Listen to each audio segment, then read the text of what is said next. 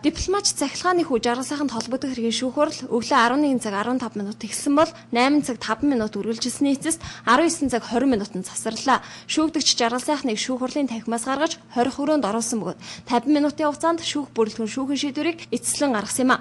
Ингэснээр 20 цаг 10 минутанд шүүх бүрэлдэхүүн шийдвэрээ гаргаж шүүгдэгч жаргал сайханд шүүхэн шийдвэрийг уншиж сонсголоо. Улсын нууцд хамаарах хаалттай өгсөн шүүх хурлын шийдвэрийг хэвлэл мэдээллийн хэрэгслийнхэн олон нийтэд мэдээлэх хэрэгтэй гэж хуулинд заасны дагуу шүүх бүрэлдэхүүн сэтгүүлчдийг шүүх тахимд оруулсан боловч бичлэг хийх эззүүсийг нэвтрүүлэхийг хориглосон юм а. Чингэлтэй дүүргийн шүүхээс жаргал сайхныг эх орноосоо оруулж төрийн нууцтай холбоотой материалыг гадаадын тагнуулын албанд шилжүүлсэн гэж үзэн 17 жилийн хорих ял оноохоор шийдвэрлээ. Шүүх хуралд улсын яллагчаар оролцсон нийслэлийн прокурорын газрын хяналтын прокурор Саксагийн яллах дүгнэлтийн дагуу шүүх инхүү шийдвэрсэн байна. Улсын нууцтай холбоотой ямар ер нь зүйл яасан бэ? Төрийн нууцтай холбоотой юмнуудыг та нар бити асуугаад л дээ.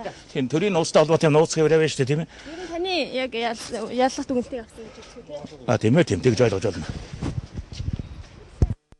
Жаргал сайхан энэхүү ялыг чангадаглимтэй эрэгтэйчүүдийн хорих ангид илэх бөгөөд шижигтнэр тооцогдсон ганц удгийн урьдчилан хорих төвд хоригдсон 76 хоногоо идэлх яландаа оруулан тооцоолохоор болсон юм а. Шүүх бүрэлдэхүүн жаргал сайхны бид байсан 800 Америк доллар болон 80 мянган төгрөгийн үнэтэй хүзүүний зүйлтийг улсын орлого болгох хэрэгтэй холбоотой компьютерийн процессор 16 диск 2 гар утас сонины хайчилбар болон ажлын үнэмлэхийг нь улсын хурлын хамгийн газарт хүлээл өгөхөөр тогтсон юм а. Үхтэл үр харам гэдэгчлэн шүүх хурал ихсэн мөчөөс эхлэн жаргал сайхны эцэг захилгаан Чингэлтэй дүүргийн гадаа машинд суун шүүхийн шийдвэрийг хүлээж исэн бөгөөд шүүхийн шийдвэр гарсны дараа хүүтэйг уулзгаар шүүхийн байрлал орсон юм а. Гэхдээ тэрээр хэвлэл мэдээллийнхэнд яриа өгөхөөс татгалзсан бөгөөд жаргал сайхны өмөөлөгчөөр ажилласан гавья туулж цагдаагийн хурандаа жанцсанч ярилцлага өгөхөөс татгалзлаа.